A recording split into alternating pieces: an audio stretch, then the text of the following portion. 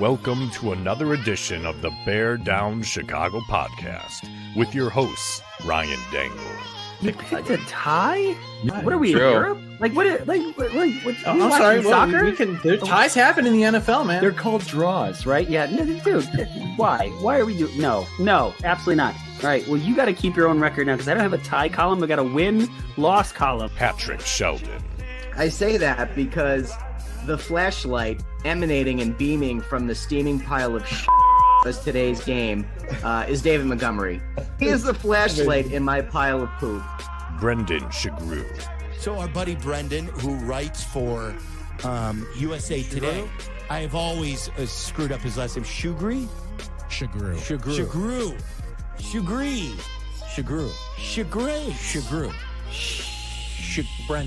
Brendan. And Jack Wright. Sorry, Captain Flo's over there. I'm not Captain Clue. So you're not excited, Jack? You're not excited about having Sarah Spain on Yeah, our wow. show, which is Maybe no clearly I eye for am. talent. Is that what we found out? Featuring Cam Ellis. Once I was like trying to get a happy answer out of him, and I was like, "Hey man, like, do you take out of these situations like what is it like to know that like you're this beloved that like these videos are going viral?" And he was just like, "I don't do it for that attention." And then they just took the next question, and I was just like, "Okay, like I'm gonna melt into my seat and never come back here ever again." And Logan Bradley. Bears, rich history defensively. Lot of good linebackers. First round draft pick. Hell of a player. A Bear that is going to go down in history. Nobody's going to forget. I am bringing back Shea McClellan. The Bear Down Chicago podcast. Yeah, we're that Bears podcast.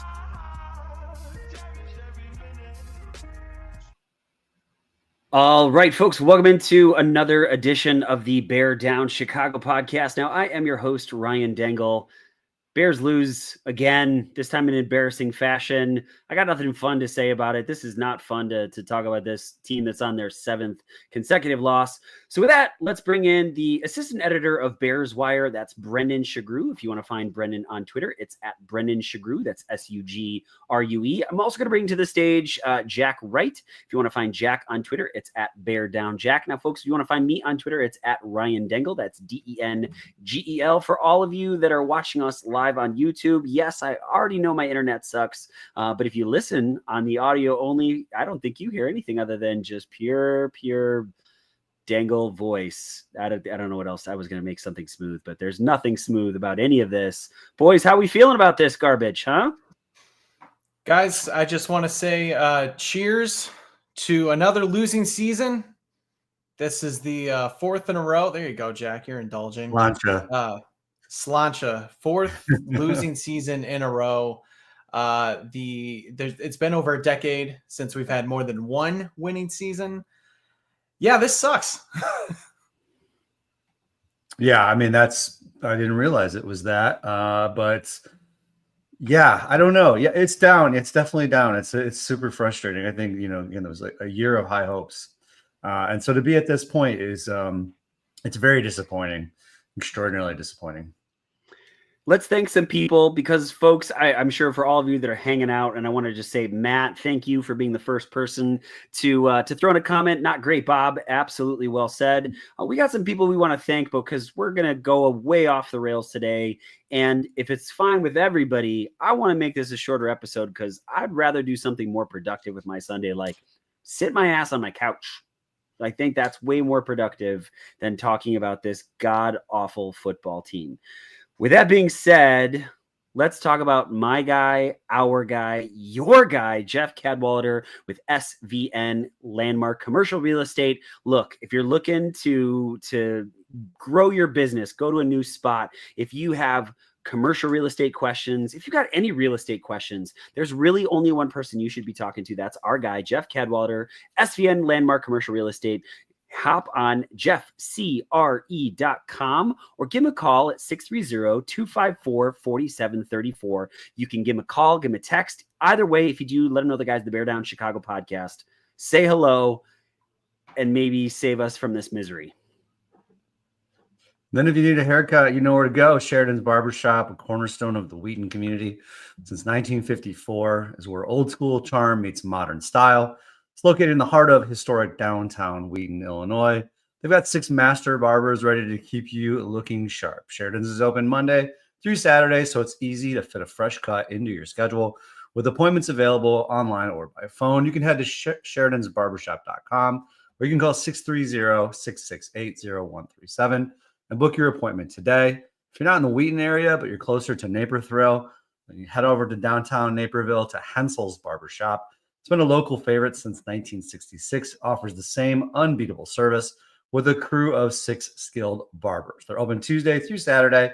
They've got you covered with walk-ins and appointments online alike. So whether you need a quick cleanup or a full transformation, Hensel's has got you covered. Sheridan's and Hensel's Barbershops, where traditional meets modern. All right, so I want to throw this one out here. I think it's like perfectly set up. Matt, first comment, and also the first one that's going to set up a true or false. Really thought Poles was the guy to get this thing turned around. Not so sure now, which just coincidentally, boys, I've got this one ready for you. True or false? Ryan Poles should be fired. I am very anxious to hear your thoughts on this one, guys. The King Poles thing that's not sitting well with me right now. And when I posted something about Ryan Poles being on the hot seat today, people walking out to defend him, like telling me that I'm an idiot. Man, I don't know about this one. For this, true, false, Ryan Poles should be fired. Let's go, Brendan, Jack, and I will finish it up, boys. It's a fair question. It absolutely is fair. And at some point, the finger gets pointed at the GM after, look, it was the quarterback before with Justin Fields. It was Luke Getsy. It was Shane Waldron. It was Matt Eberflus. It was Alan Williams for a hot minute back, a year and a half ago or so.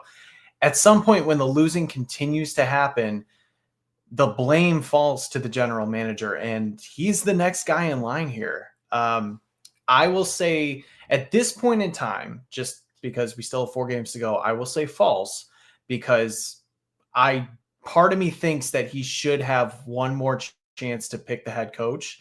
He knows he's on thin ice. If you watch the press conference with him and Kevin Warren, you absolutely know he knows he's on thin ice because of just his demeanor, how soft-spoken he was. He basically looked like a child next to his father. And then I use the meme where the guy, I can't remember his name. I know people are going to clown me for it, but he's basically going over on the computer and taking care of things while the other guy sits in the back, kind of looking scared and, shell shook.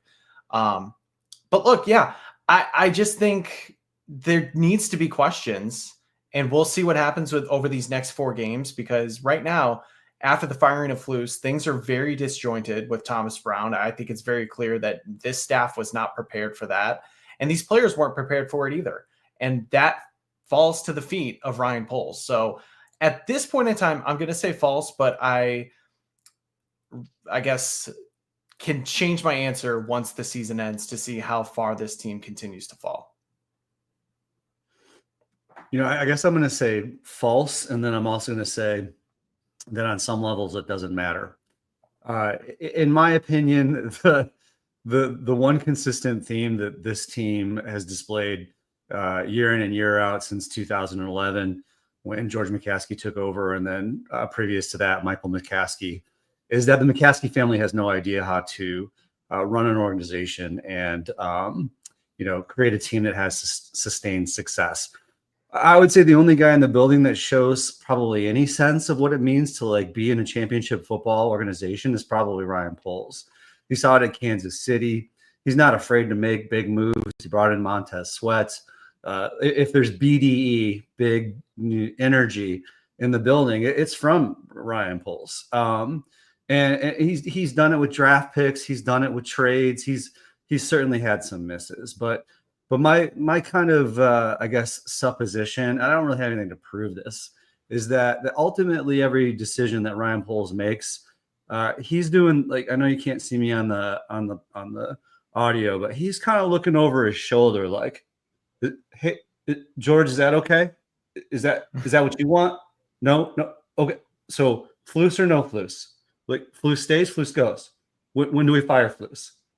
So I just think it doesn't matter who the OC is, doesn't matter who the head coach is, doesn't matter who the GM is. The one thing that doesn't change in this particular organization is that George McCaskey runs it. And I think, and we can talk about it a little bit later based on some sources that I've had from the inside, that George gets what George wants. And I think the reason that Poles looks like he was gutted is because Poles is out there standing out front as if he's the one that's making all of these choices when it's George that's making these choices. You ever work in a situation where you know what to do and you know how to do it, and all you need to do is like be given the autonomy to do it, but you're always looking over your shoulder because your name's not on the door. And the only thing, like, last thing I'll say about this is I don't know this for a fact. I don't know how much Poles has had autonomy in this system. But the one fact I know is that the folks that own the team, the name that's on the door, that hasn't changed. So we can change GMs, and we've done it. Like, I think we're all living like a bit of a dream as Bears fans, right? We're going to start going down this road again about talking about the new head coach, getting the new head coach right. Should Poles be fired? Shouldn't he be fired? Is Caleb Williams the right guy? Is he not the right guy? Guys, right? Like, think about it. Like, we've just been doing this freaking endlessly. Like, for 30 years, we've been doing this. What's the one thing, the insurmountable fact that hasn't changed, is the fact that George died, left the team to Virginia, and she handed the team over to her sons, who have no capabilities, who have proven no ability to be able to have sustained success. So I just think, like, from a macroscopic thing, like, we can, let's still have conversations about the other topics. I'm not just saying case closed, cut and dry, but I just don't think, like, I don't think it necessarily matters who it is that gets put in that seat next, GM, who gets put in the head coach's seat next. When you are so colossally, galactically dysfunctional, and you've proven that time and time again, from the stadium to the head coach hirings, to flying people in coach, to not going out to Arlington Heights and building a stadium yesterday. I mean, it's an endless litany of factual proof that these folks don't know what they're doing. The Arlington Heights thing, man, we haven't talked about that at all because there's been so much other dysfunction that's been going on. Jack, you're right. That's one. It's like you settled the thing with the schools. Like, they're going to build in Arlington Heights. You can talk all you want about going to Chicago. It's not happening. You're building in Arlington Heights. Just do it. Get it over and done with. Like, put shovels in the ground right now. That putting aside, Jack, I love your, especially because you gave me some insider information, and I appreciate you. And I know you can't share everything because we got to keep those sources sacred. But I will say this, it's not just the coaching situation. I mean, that one is, I think, one of the most egregious, but some of the players that he signed that we were super excited about, me personally, Tremaine Edmonds, that dude is bad. He got exposed every single way possible. And that contract is looking worse and worse and worse. And so, it's not just a matter of coaching staff, which, hiring Shane Waldron and keeping Matt Eberflus was just an abysmal situation. But you're right, that may not be entirely on him. Now I'm hearing conflicting rumors, and I don't know, Brendan, I want to hear what you've heard, because I've heard two very different things. One, that Ryan Poles wanted to keep Matt Eberflus after the Detroit loss, and that he wanted to fire him after the New England game. I've heard both things from people that don't just throw information around. And so, man, I don't know what to believe anymore. And Jack, and I think your point is incredibly well made, that this whole organization stinks from top to bottom. I've heard more that Poles wanted to get rid of Eberflus earlier, that was something that was just more so on the table for whatever reason, whether it was McCaskey, whether it was Warren. I mean, that's up for debate, but I haven't really necessarily heard the rumors about him wanting to still keep him after Detroit. It seems like that was sort of the final call, and it was just a matter of time after that Patriots loss, which was still potentially maybe worse than this one that we just witnessed against the 49ers. There's a lot of stuff coming out, and especially depending on who hired who when it comes to like coaches. Was that more of a Ryan Poles hire? Was that more of a Matt Eberflus hire? I tend to think that's more of a Poles hire, which could explain the answer why, if you're going back to the press conference, which feels like a month ago already, back last Monday, Ryan Poles was asked about Shane Waldron, and he paused for like a good 8 seconds, like 8 actual seconds before he answered. And he really didn't know how to answer it. I tend to believe that was because that was more Ryan Poles wanting Shane Waldron, and he feels like he failed his rookie quarterback with that. So that's another mark against him. I mean, you talked about Tremaine Edmonds, some of the contracts being signed. I mean, his first wave of free agency was both inconsequential, but it also didn't move the needle at all. Like you're talking about the failed signing of Larry Ogunjobi, throwing peanuts and guys like Byron Pringle and Equinemius St. Brown and Nicholas Morrow and blah, blah, blah. I mean, the list goes on. It kind of feels like when you stack everything up against one another, he does have more misses than hits. The biggest thing, though, going for him is that Panthers trade, which did net him DJ Moore, Caleb Williams. That's kind of his saving grace. If you take that out of the equation, it's not a great tenure. And especially when you talk about the coaches. So yeah, I get it. The one thing that I am a broken record, Jack, Brennan, I apologize sincerely, is the offensive freaking line. He set this dollar amount and he's like, I'm not going to go over that dollar amount. And you were seeing this, right? Like we're seeing the repercussions of this.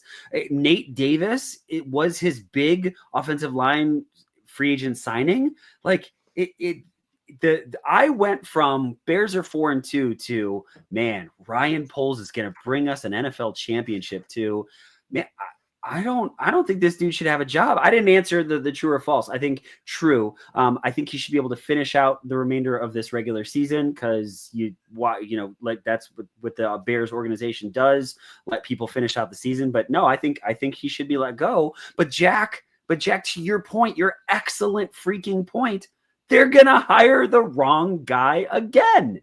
You know what I mean? Maybe Ryan Poles, maybe he's a halfway decent GM, but I think the scales have tipped from him being the more good to bad to, I think it's more bad than good. And I just, the Bears will bring in the right guy for the GM and they'll hire the wrong guy. Then they'll bring in the right guy for the head coach and they'll hire the other guy because that's what they do, to your excellent point, Jack. I mean, I guess, hold on, Jack. Sorry, real quickly. If you do that, though, if you do get rid of Poles, you're then just doing the exact same freaking thing that you did with Justin Fields with Caleb Williams, and you're setting this rookie quarterback who is supposed to be your future with a brand new head coach GM combo. It's the same circle of suck that we do every single freaking time. Right. So all right. I'm so sick of him. Then.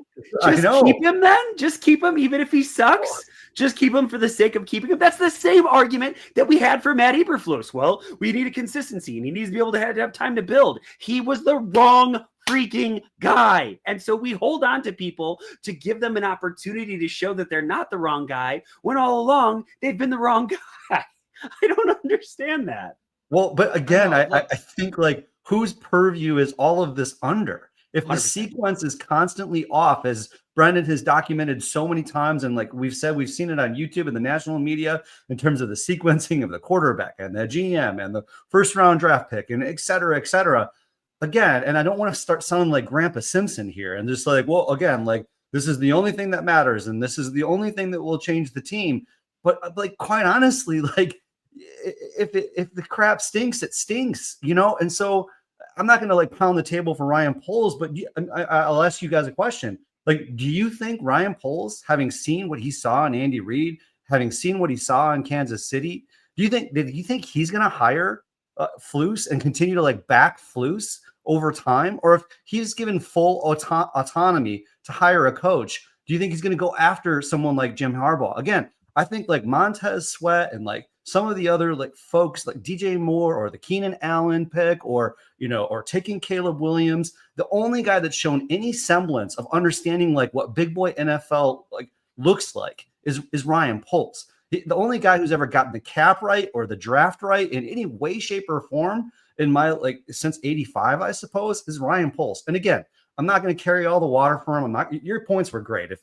He's made some egregious mistakes, and if those mistakes are on him solely, then that's fine. But I just gotta wonder, like, what is his work environment like? Like, to what extent is he being given the opportunity to shape this team in a way that he knows it's going to work? Because the one guy that continually shapes the team in ways that it doesn't work, again, and we cannot deny the factual evidence of it, 100%. Is that Jordan McCaskey's name is on the wall. and George gets what George wants. And I just think like the idea that clearly this guy he's not had the ability to put his hubris aside, to put whatever his wealth and white privilege aside, and say, what I've been doing, what we've been doing as ownership over all of this period of time, it's clearly not working time and time again. And while I don't want to take my hands off the wheel, I would like for this team to be good, and I would like for them to be successful. But he's not willing to take that risk. And if that's because there's a bunch of McCaskies, 50 plus, who knows how many McCaskies are employed by the Bears, right? And if it's a nest egg and they continue to make money hand over fist year over year, seats keep going up, PSLs keep going up, there's radio deals, there's TV deals, they sell you shit the entire time you're at the game, and they just keep rolling out the same product basically in one shape or another. And we just keep going. Like, we're just like, Ryan used the word, we're religiously devoted to this team. And I'll just say me, I feel like an idiot. I feel like a total idiot, because the one thing that's not changed is that those guys' names are on the door. Can we peel back the curtain just for a second? I mean, Sure. the fact that we posted this episode 45 minutes before, there was some real debate whether or not we were going to have this thing. This is work. Like, I love the people that are hanging out with us, the 300 plus people that are watching this show right now, the people that constantly interact with us, the people who, hey, the Bear Down Chicago podcast was my #1 podcast listened to on Spotify. Thank you. Freaking thank you. But simultaneously, man, like, I'm running around chasing my kids all day long. My wife worked the night before. I'm freaking exhausted, and I would love to just sit my ass on my couch right now instead of talking about the 7th consecutive loss to this fucking dysfunctional fucking organization that I'm so fucking sick of, that I don't fucking swear. And you got me fucking swearing my fucking mind out in this fucking episode because I'm fucking done with them. And I fucking can't. I can't do it anymore. Like, just cheer for this team that endlessly was like, they know. I think that's the thing, Jack. McCaskey knows what he's doing. Like, he's not an idiot. Maybe he's okay, a little bit of an idiot, but he's smart enough to know that Bear fans like me will continually buy their shit and show up and podcast about it and get riled up and yay, let's go Bears, to watch this shit fall apart a fucking again. And I'm really sorry for all of you who've known this as a no swearing podcast, but I couldn't do it tonight. Sorry. I mean, I don't know, Brendan. Is that a defeatist, cynical, go nowhere type of attitude? I mean, I guess I just think, like, I saw it with my White Sox, and I just chose, like, as a grown ass adult to to begin to put my efforts elsewhere and my interests elsewhere until either Reinsdorf dies or sells the team, because it seems so clearly obvious, right, that I'm just being monetized ultimately by the Chicago White Sox. Like, if I didn't love baseball and football so much, this would be a really easy choice to make. And if the Bears hadn't been embedded in our families' lives and in my kids' lives, and, sitting there on, like I said before, sitting there on the carpet with my now dead dad, like, watching the game and watching the 85 Super Bowl, like, I want to love it. I want to be religiously devoted. I think those folks that listen to us know that we generally tend to be positive. We generally just tend to break down the Bears and, like, look for, like, little instances that they might be improving and the arrow is going up. But again, I was sitting in that Minnesota game and I just thought to myself, like, man, what are we all doing here? Like, this is essentially not changed. The Minnesota game really broke you. It really did. Really did. Like, that was the turning point for you. It really did. I kind of felt the same way during the Patriots game. I was just sitting there and, I was with some friends. Jack, you know how bad it was? I was talking about work because I was with one of my work friends and we were talking about, like, just, oh yeah, like, well, we're going to be going on a trip. Like, just stuff like that. And I'm like, I'm talking business while watching the Bears get their ass kicked by the New England Patriots. And that's just sort of where the mind's at. So I do get it. And I mean, maybe I'm slightly more optimistic because I think they are taking some changes to actually, or some attempts to try and get better, like hiring Kevin Warren. I mean, Kevin Warren hasn't done anything yet to exactly, ingratiate himself to say that he is definitely going to be the guy to turn things around. I was encouraged that at the very least, George McCaskey sat his ass all the way back at the press conference. He didn't touch the dais with Kevin Warren and Ryan Poles. It was their show. And more specifically, it was Kevin Warren's show. Kevin Warren was finally the guy to come in and say, all right, we have to get this right. This cannot be handled the same way again. I was encouraged at the very least because he handled it better than Ted Phillips, but I mean, that's not a high bar to clear exactly. So that's not exactly the best ringing endorsement, but there's some hope that they can get better. But to your point, think of the best or the organizations that have undergone significant transformations. The Commanders. What happened? Dan Snyder left. Josh Harris comes in, and suddenly they're actually getting things right. It's a much better culture. All of that. Even look, the Tom Ricketts is not a great owner. Okay, he can do things a lot better. But you know what? The Tribune sold. Tom Ricketts comes in, gets the Cubs, and then a few years later, they win the freaking World Series. Like, change in ownership does mean a lot.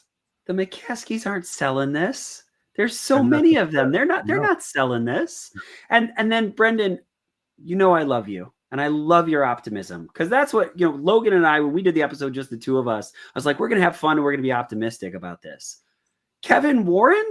You mean the guy that has obliterated this stadium deal where shovels should be in the ground right now? And he's, we're going to go spend time in Chicago. And then the governor of Illinois is like, no, you're not. We're not paying a dime for this. And Arlington Heights is like, hey, come back. And he's like, nah, we're not coming back. This dude is brought in for that, and he's messed it up. Like, it continues the insane dysfunction. There's nobody that's doing a good job for this organization right now. Maybe Caleb Williams, maybe, Tony but Medlin. even, but yeah, Totally Medlin, yeah. Tony Medlin runs a great coat drive, Yep. people. Yep. He is so good at that. Yes. Yeah. Okay. Undeniable. Fair. By the way, Ryan, look, Hi, part of the Brendan. reason for the Arlington Heights issue, part of the reason for the Arlington Heights issue, the Bears don't have cash. The McCaskies don't have cash. They can't just build everything. They want to, but that's part of the reason why Kevin Warren's moving things around. I don't think it's perfect by any means, and it's definitely not gone the way that I thought or you thought or anybody really thought it was going to go.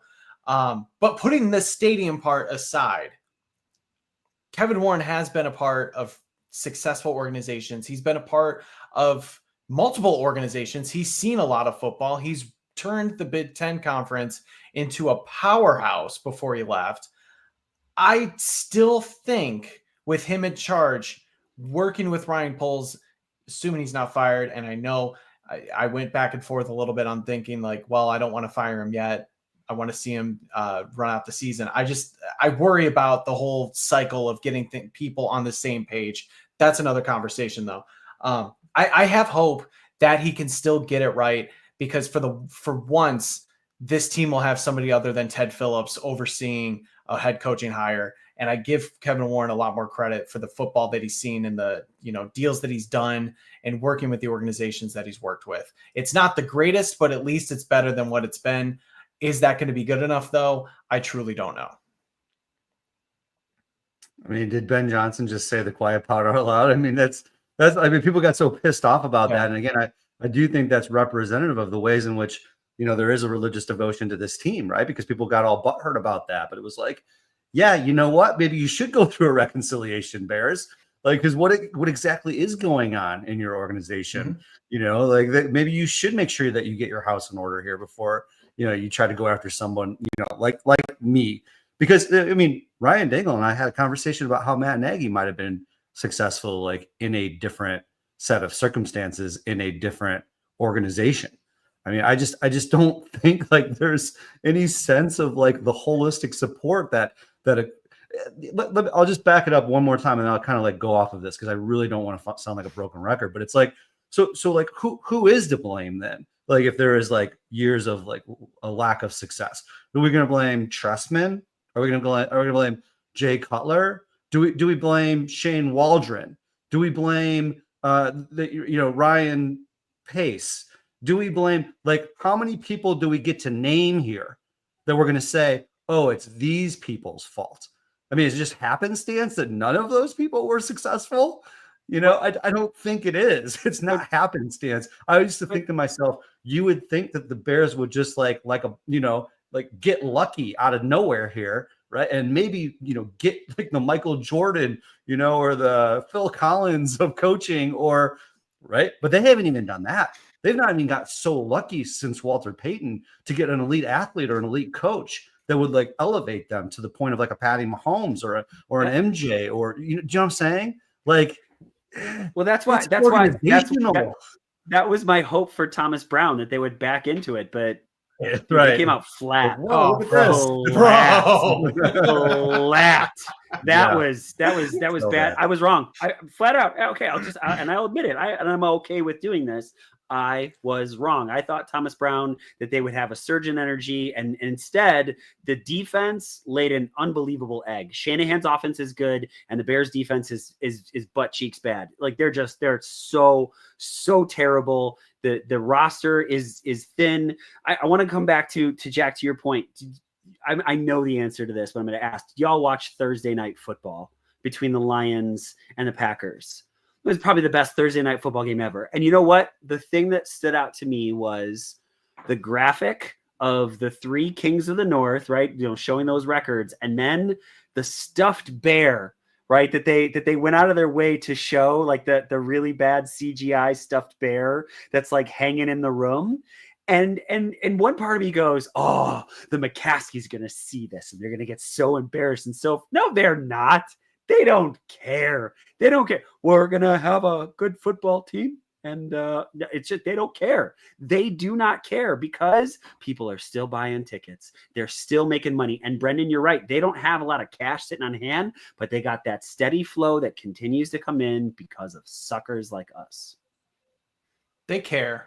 They definitely care about getting embarrassed. I mean, the Thanksgiving game was massive, but like we've seen it so many times, you can tear down something, but can you properly build it back up? They've shown they can't. Good point. Yeah. Also, I was laughing earlier because Jack, I think you combined Phil Jackson and Doug Collins to say Phil Collins. I think I did. Yeah. That was fantastic. I was just going to go with it. Phil Collins is amazing. No, that was great. Just as a quick total sidebar, nothing Bears related. Jack and I are in a staff meeting, and our boss, she's amazing. She is amazing. And she's, just like sometimes she'll play music as like we're getting ready to have the meeting. Just having fun. She's not like, the word is synergy. Like it's not like that. But she's playing In the Air Tonight by Phil Collins. And right before the solo, the only part for listening to that whole damn song, she turns it off and starts talking. And I'm like, what are you doing? She musically blue-balled you. Thank you. Right? Yeah, I dropped a couple of F-bombs. This whole thing is off the rails. Whole thing's off the rails. Again, we don't swear on this show very much, but I did, so I apologize for that. You know what, boys? I think I already know the answer to this, true, false, but I'm gonna throw it up there regardless. If you're in the comment section, still hanging out with us, I would appreciate it greatly. True, false, the Bears will not win another game this season.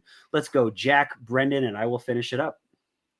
All right, and remind me who they freaking play. Seattle. Who else? They got Minnesota again. They got Detroit again and Green Bay again. Yeah. Yep. I mean, Seattle just trounced Arizona today, right? I mean, Jared Goff in December. Nah. David Montgomery and Jahmyr Gibbs don't care. They don't care. And I think Dan Campbell's smart enough. I think one of the cool things we've seen about the NFL this year is the way that great coaches pivot their entire game plans given certain circumstances, whether it be the weather or the acumen of the defensive opponent, or if the secondary happens to be really good at covering the pass, then they're like, well, that's fine. We'll just grind it on the ground and like run it down your throats. So yeah, true. They're not going to win another game. Brendan? I don't know. I mean, I want to say false just because I feel like they'll luck into something. I think the Bears needed to kind of get this one out of the way to at least figure out what system they're going to be. Like, in terms of like the function, who's going to do what. Because Caleb Williams in his press conference basically said, yeah, everybody was doing new jobs this week. And it was a complete, I mean, he didn't say this, but essentially it was a complete cluster. You have Thomas Brown on the field now. He's becoming the head coach. Now you put Chris Beatty as the offensive coordinator. Eric Washington's calling plays. He hasn't done that before. And, I think there is hope that there's going to be at least one more win, like a fluke win somehow. So screw it. I'm being positive tonight. I'll say false. They'll win one more game. Who knows? Maybe it will be the Lions because Jared Goff can't throw in cold weather. And then everybody's going to be like, what the hell is this team? They haven't won for like almost 3 months. And here you go. But wait, what about the draft picks? And what about the tanking? And they're that's 11. The other thing. Yeah. Losing, then they could be the 9th pick. And then that's going to be everything that changes this franchise forever. Sorry. And then they'll pick. So sick of that. They'll pick at least one of the wrong players. Though, I'm backpedaling here and I'm okay with doing it.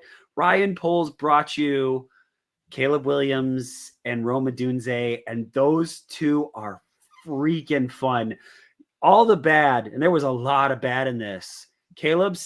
Both his touchdowns to Rome Odunze were amazing for different reasons. One in the right corner, just a perfect spot on the ball, and then Rome to get both feet in. I turned to my wife and said, no, he didn't catch that. He didn't get both feet in. He did. And the other one over the top of the linebacker in the perfect spot for his receiver. So I give him major props for getting that, but also too, like, I don't think you can mess it up. Like Caleb Williams, that one. To the one, the Bears will not win. No, they're not going to win another game. That is absolutely true. There's no shot. This is going to get worse and worse and worse and worse. But at least we can watch Caleb Williams throw some really nice touchdown passes. So we got that going for us, which is nice. It's the one thing that's undeniable, right? In this hellscape of, I mean, people that want to like start again doing this whole like Fields versus Jaden Daniels. Like, I mean, honestly, like, can you believe the season that this guy has had? Like in this, like, 1,000% dumpster fire of an organization, like he's good. And I think if he had gone to, I mean, that with Washington or any other like halfway, competent organization, like there would be zero question. I think his arm talent and strength and his accuracy and his ability to like, I know he takes a lot of sacks, but I think did you guys buy that? They said today that like he takes the sacks to avoid the turnovers. I don't know if I like that explanation. You think that's a good one? I a little bit, yeah. I mean, he's hesitant to kind of throw downfield sometimes. He's gotten more willing to do it over the last few weeks. He definitely didn't want to do it for the final Shane Waldron games. But yeah, he's eating the sack to force to avoid throwing like a long pick or something. But you know what? Like you got to take maybe a little more chances. If it's a long third down, you might as well throw it because then it's an arm punt. And instead you're just, getting yourself beat up. The thing I am encouraged, of course, by what Caleb Williams is doing. I think he had another 120 plus QB rating, maybe just a little less. He did, yeah. But you want to see more of it in the first half. This is now 2 games in a row where he essentially did virtually nothing in the first half. And then finally in the second half, he gets going once the Bears kind of let up a big lead. So you just want to see things click a little bit faster to feel good about actually getting a lead because of Caleb Williams. And it's not just him. I think some of the play calls were suspect. They weren't running the ball as much. There were drops. I mean, Jesus Christ, like DJ Moore, Cole Kmet, passes hitting him in the chest, just falling to the ground. You can't have that. So you want to see like the complete operation get much better. But yeah, like the way that he's responding and finding himself as the game goes on, that's still encouraging. Boys, before we get to things we missed, I'm going to ask you one question, point blank. Do you have any confidence that this team will hire the right head coach, an offensive coordinator, the right coaching staff next season to bring you a winning franchise? No, none. I think I made myself clear. I think as long as George is the final say, which I do believe he is the final say, that I think there, again, is a proven track record of an inability to select a candidate that, may in any way be like controversial or edgy or have some swagger, which, by the way, all oftentimes equates to what is needed in a head coach, to have that level of charisma combined with, intelligence and acumen and football knowledge. And, you obviously got to have that stuff too. But I think on top of that, you look at the great coaches in the NFL, and they also have, that BDE that goes along with, like all of that great experience and wherewithal and hiring good assistants and just don't, you know what I mean? I think that, here's what I'm going to predict. We're going to see some sort of like, who knows what it's going to be this time. If they're going to like outsource it and hire a bunch of, contract a bunch of professionals and experts to come in and like do the vetting and all that type of nonsense, or if they're just going to keep it in house, they're going to have 3 to 5 candidates possibly. And we're going to probably try to sit around and predict who it might be.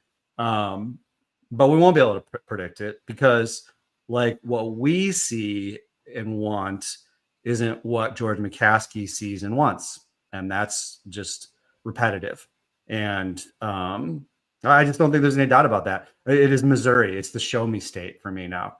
You got to show me. You got to show me in some way, shape, or form that you can break this model that you've produced and committed to, or I'm just not believing otherwise. I have some confidence, and here's why. Because in this team's I'll say recent history, because look, I go back to the early 2000s.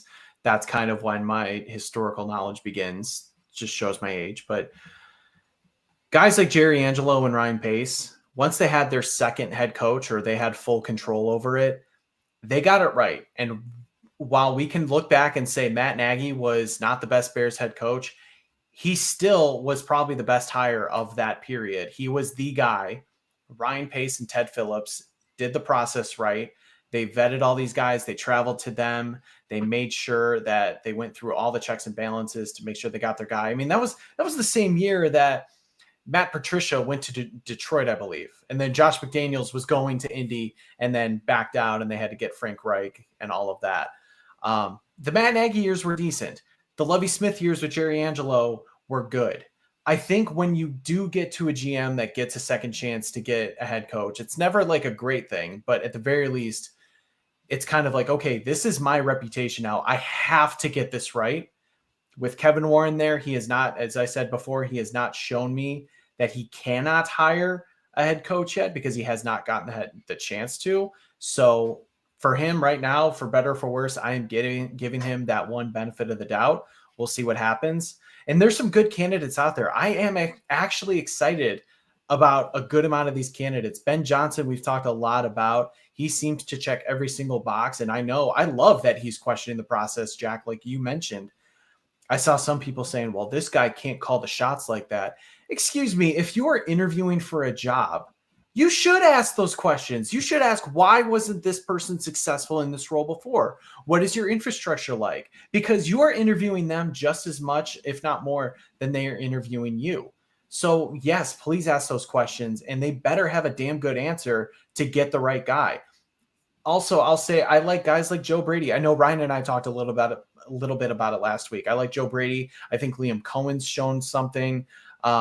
I'm very interested to see if there's going to be any buzz about Zach Robinson, although the Falcons offense hasn't looked good. Like, the point is, there are guys out there, and for right or wrong, I think that Kevin Warren knows now what this team needs, along with Ryan Poles, to now get the most out of Caleb Williams, to make sure that this team becomes a winner. I will say, though, a lot of these players that Poles assembled, talking about whether he's done a good job or not, like, the fact that they came out so flat today after all the effing bitching they did and all the talking they did about, well, we needed to change and we needed a culture change. You always see an interim head coaching bump, guys. Always. Like, it's very rare that you don't get that, at the very least for one game or so. this got effectively worse this week with Thomas Brown. And maybe it was them thinking that Brown was ready and he really wasn't. Maybe it was just on the players for not giving a shit. Who knows? But to me, if anything, like the biggest thing that stands out from this game is the players' effort and preparedness for this game. And I question whether the core guys, aside maybe from Caleb Williams and maybe a small handful of others, I question whether they have that winning mentality to make sure that they can stay on this team for when they are hopefully ready to win. I mean, I'll just say it. I'll just say it again. I mean, they'll bring in the right guy and they'll hire the wrong one. That's what they do. It's what they've always done since Lovie Smith. They'll bring in the right person and they'll hire the wrong person because they're committed to whatever milquetoast candidate that they have is. They don't know what they're doing. They have no semblance of what they're doing. Who was the wrong guy in 2018 though? Let me just say this: Liam Cohen. Like you just talk about Liam Cohen. Like you know that he interviewed for the Bears offensive coordinator position. Like it just further reiterates my point. No, you're right. You know what? Maybe Matt Nagy was. Maybe Matt Nagy was. If he had Ryan Poles, maybe they were having a different conversation. I don't know. But what I will tell you is that Bruce Arians was the right guy. Dan Quinn was the right guy. All of these hires that Matt Eberflus, Mark Tress, that you thought were like, this is our guy. They don't know what they're doing. You almost every other offensive coordinator that you brought in for an interview, you could have brought that guy in and you would have had a better shot than what Shane Waldron brought to the table. These guys don't know what they're doing. They have no semblance of what they're doing.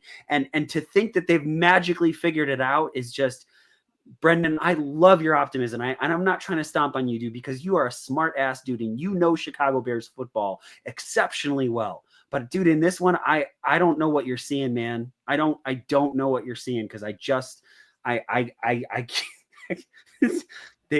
History has shown that they have no clue what they're doing, and if they have any semblance, right, they'll sell the team, but it's never going to happen. I mean, is there any doubt that they should hire an offensive-minded head coach? If they don't hire an offensive-minded head coach, aren't we just essentially, because that's confirmation bias, right? Unless that defensive-minded head coach like has an ace in the hole offensive coordinator. But I mean, the bottom line is like there's no way that this is going anywhere. It's not like an established team like Baltimore where you can have a defense or defensive-minded head coach because you've got a brilliant former Knox College graduate, shout out Knox College, in the box, calling the plays, right?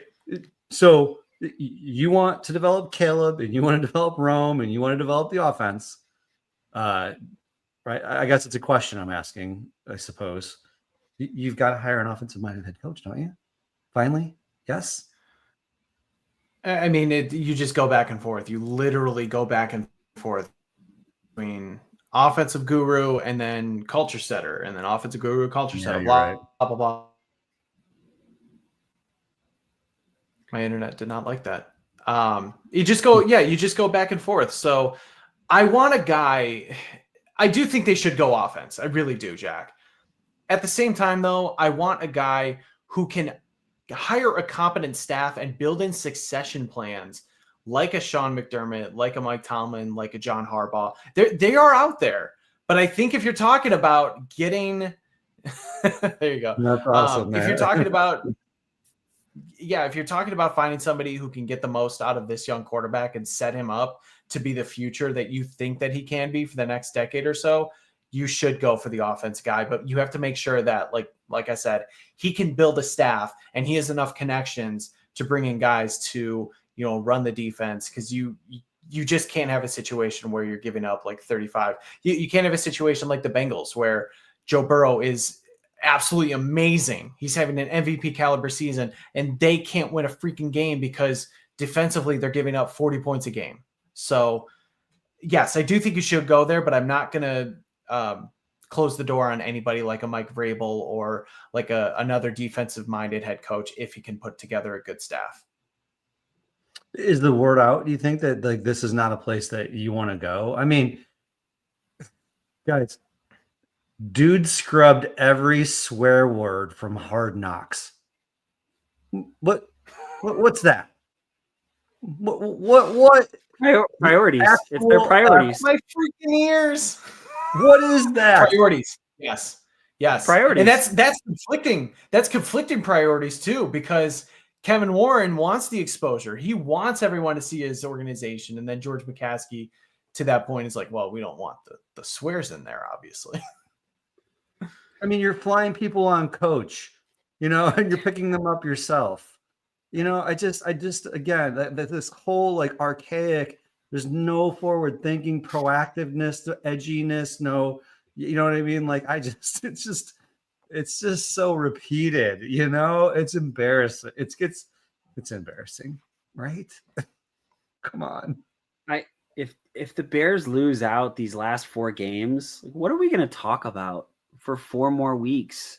Like, if you're in the comment section, like, I'm asking it and genuine. I know that sounds like I'm being facetious or being glib or just being a jerk, right? Being an asshole. I said the F-bomb 52 times. Just let it all go. Right. Now. Yeah. Just saying, like, as a genuine, like, what do we talk about for 4 more weeks?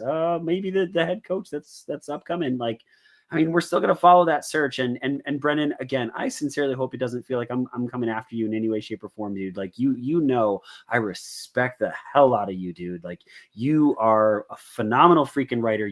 Chicago Bears football inside and out. I just don't know where this is going. Like, what are we doing here? That's fine. I mean, dude, it's never personal, and I'm always down to fight. So you're good. I do think it's funny though, because you were the only one, and I don't want to like peek into the group chats or anything, but like literally all of us were kind of like, yeah, I don't know. Let's see how this goes with Thomas Brown. We're kind of nervous about taking the offense out. And then Ryan is the only guy to be like, no, guys, I'm excited. Thomas Brown might be it. Like, we're going to be okay. And then I think that hope, Ryan, I think you hoped so much that it just got thrown in your face so bad. And now you're like, everything is dead to me because you made the mistake of hoping too quickly. Well, for sure. But again, I think all of us have had we've had bad calls. Jack, I'm not harping on you. Jack, you were an Eberflus guy. Brendan, you were the most excited of all of us on the pod about Waldron. And I clearly, Thomas Brown, I was wrong. All of us have been wrong. And I think the hope is that there's more, right? That it's always about the balance, right? You get more right than you get wrong, because everyone's going to get things wrong when it comes to sports. Absolutely everybody. Nobody's going to get everything right.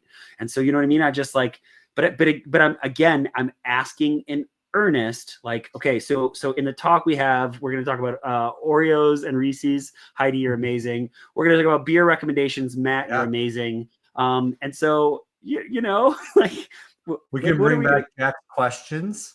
We can another head coach draft 2.0. Yeah, we got let's do a variety show. I mean, what the fudge? And Ryan, I will say, I'm not coming.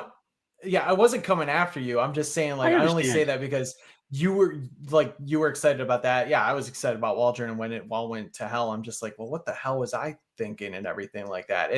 It's more of just like for everyone, and me included, thinking, okay, things can't possibly be as bad as it was under Matt Eberflus. Maybe they'll compete better. They'll show some effort, and you leave halftime down 24-0.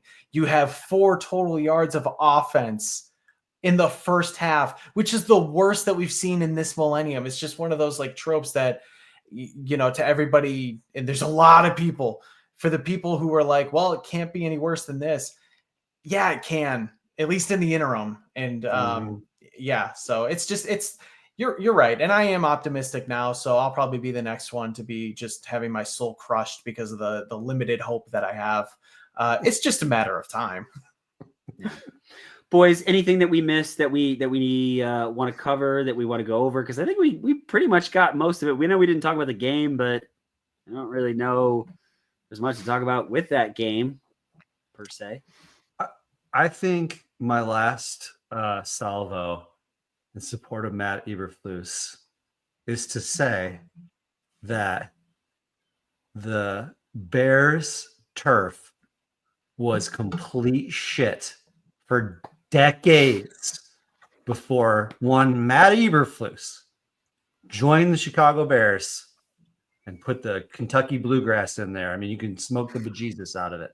But no, for reals. And I think Santos said similarly. Like, I mean, think about like all the sod that used to come fair. up. That's like, very fair. Yeah. Yeah, it was bad. Good job, Matt. Okay. Thanks, buddy. Yeah. I literally said that his best coaching performance, like the one win that you can attribute him to, was his first against the 49ers in 2022. Pretty much everything after that was seemingly in spite of him, it seems like. I know that's not totally the case, but kind of feels like it. Look, the one thing I have, this is for all you fantasy football players, people who want to bet. Guys, the Bears cannot cover tight ends to save their freaking lives this season. It has been a trend that continues to get worse and worse. I mean, Evan Ingram went over 100 yards with the Jaguars back in October. Zach Ertz had a big game when they played Washington. TJ Hawkinson, Sam Laporta had 2 touchdowns last week. And then, of course, George Kittle goes ballistic this week. I think I don't even know the final number, is definitely over 120 yards. So my team play the tight end. 6 receptions, 151 yards, and 18.1 points for me. Thank you. Nice. Oh God. So if you're playing a tight end or you want to put some money down, just bet the tight end that's going against the Bears. They just cannot cover them. And there's some good ones coming up. TJ Hawkinson again, Sam Laporta, Noah Fant. I think he's back active. And then Tucker Kraft in week 18. Anything else, boys? No, I don't think so. Thank you. We've kept this episode to just under an hour, and I'm ready to go sit on my couch. I am. I'm very excited about that. It's the thing I'm most excited about this whole night. So let's do this. Let's get to shout outs. Let's go Jack, Brendan, and I will finish it up. Shout outs, boys. Oh, the one thing I would say, since we're not doing Outhouse and Penthouse, is I do appreciate, I feel like Kyler Gordon shows up to play every Sunday. I feel like Edwards shows up to play every Sunday. And I think Caleb shows up to play every Sunday. So I do appreciate the efforts of those individuals to continue to show up and play hard every Sunday, regardless of how awful everything has been throughout the course of, obviously this like ridiculously long losing streak.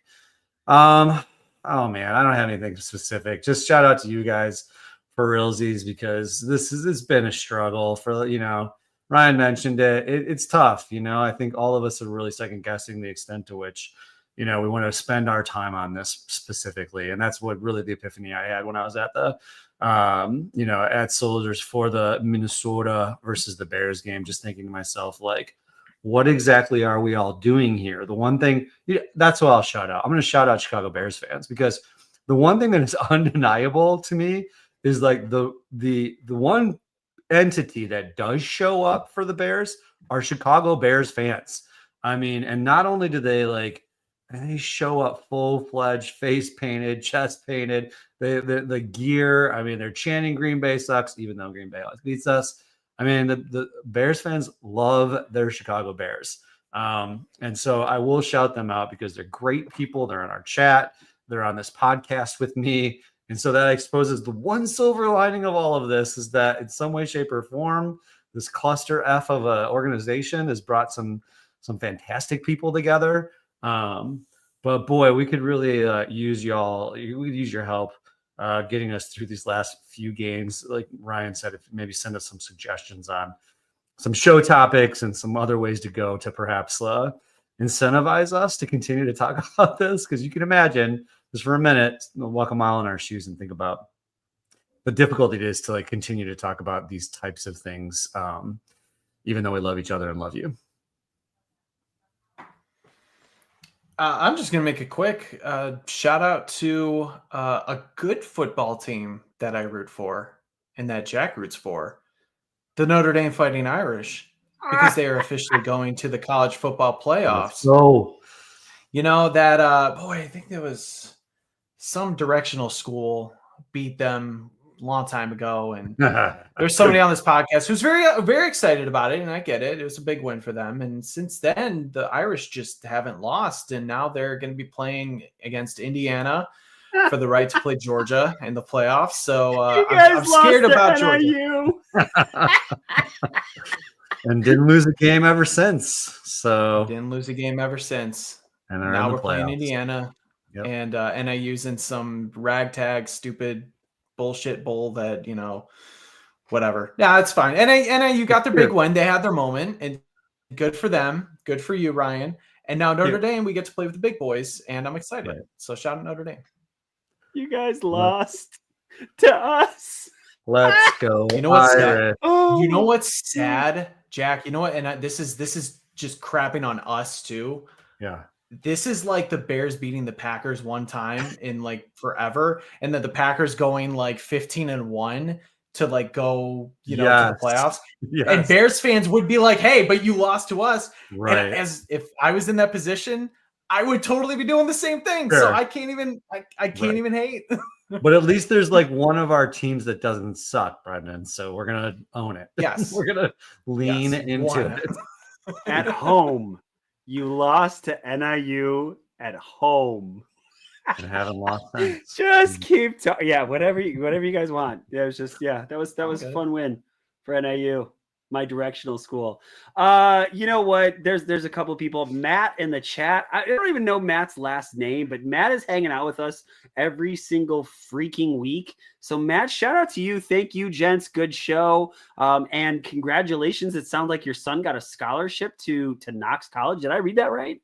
I believe so. Yeah, Matt. Yeah. So awesome. Matt, like shout out to you. Big time. That's freaking cool. Shout out to HOH Big Phil. Big Phil and I have had a couple good interactions, and he's awesome. Jonathan A. Hand, he's a good one. Scott Swaziland, he's a good one. And just I think Jack and Brennan said just like every one of you for still hanging out with us. And I mean this sincerely, as I think we're going to do some real digging into seeing, how much effort we're going to continue to put into this franchise here to the end of the season with all the other things we have going on. But we want you to know that we appreciate all of you so very much for hanging out with the Bear Down Chicago podcast. We know you can get your Bears content anywhere. There's a lot of Bears podcasts out there, and we just sure do appreciate you hanging out with us, keeping us sane. Apologize one more time for all the foul language that I had to throw out there, but just sometimes the filter's got to go, and so I had to say it. For all of us here at the Bear Down Chicago podcast, that's Cam Ellis, Logan Bradley, Jack Wright, Brennan Shagru, Patrick Sheldon. I'm Ryan Dangle, folks.